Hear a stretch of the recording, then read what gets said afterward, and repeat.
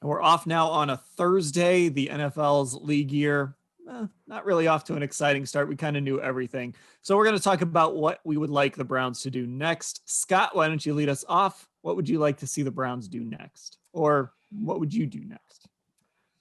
Oh, geez, what I would do next and what I'd like to see the Browns do next might be two totally different things. What I think the Browns should do next, though, is target nickel corner.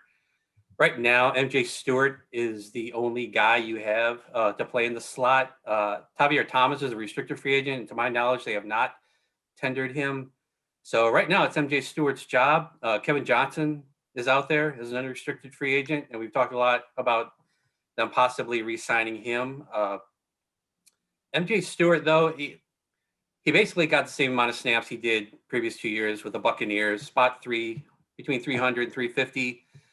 Had his worst graded season of his career. He graded at 44.8. He actually had the lowest coverage grade of any cornerback on the Browns last season.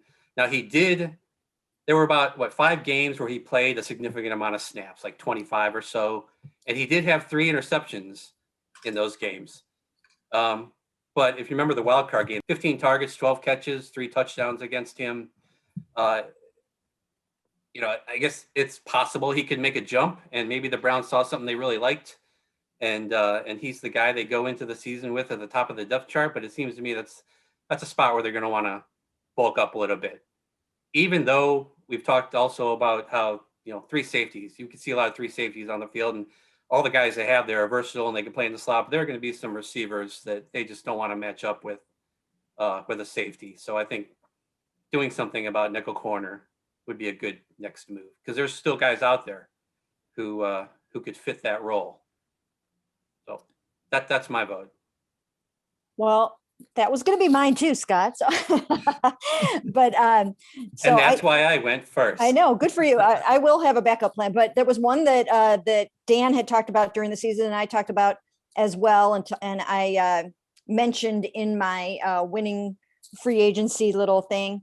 Was Brian Poole. I mean, I think that he would be an excellent choice. And the Browns are now at that point of free agency where you're catching the guys on the second wave, and some bargains can be found from here on out. If you haven't gotten your big contract yet, then chances are you might be looking at a 1-year prove it deal or some other kind of grab whatever you can get kind of a thing. So he's somebody that I think that they could look at.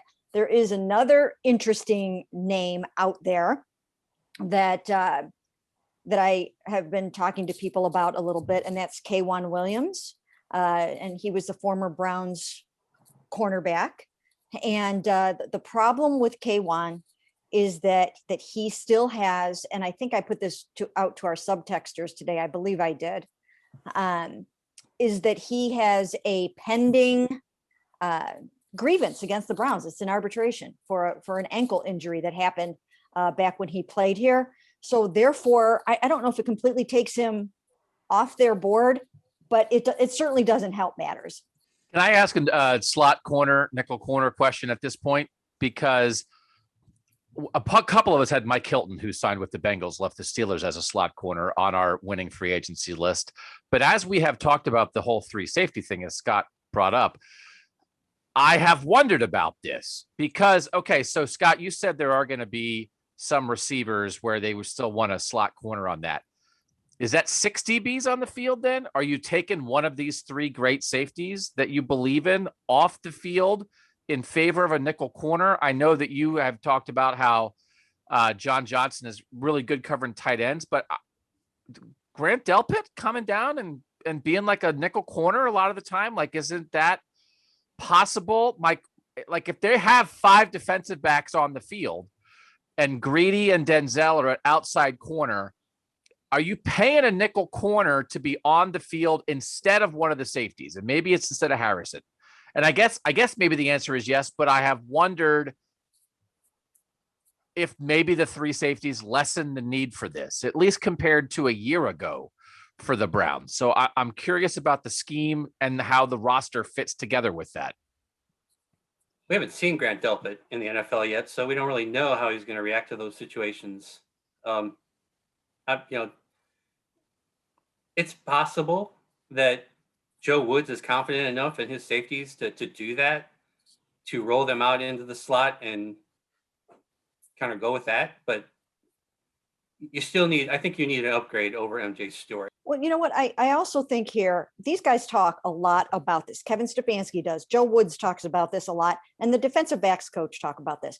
The versatility that they need from their defensive backs. And the lines will be blurred at times, whether you are a safety or a nickel corner or a big nickel safety or whatever the case may be. That's why they wanted a Grant Delpit that can do so many different things. That's why they're now talking about the versatility of John Johnson and the different roles that he can play.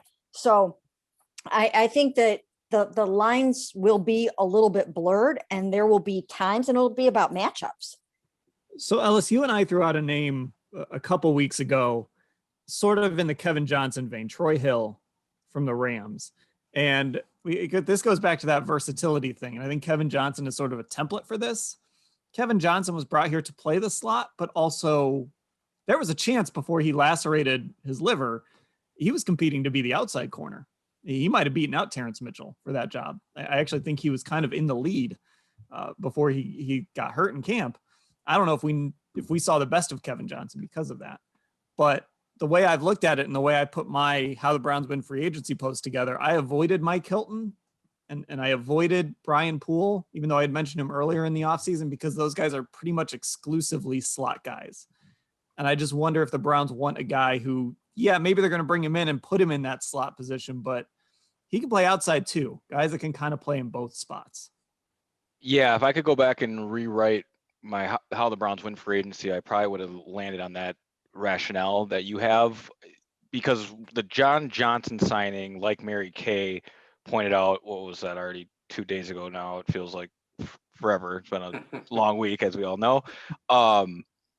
That signaled, as Mary Kay brought up, both a double dip, a guy that you can play, a guy you can count on, a guy who won't come off the field, and also serving as Grant Delpit insurance, right?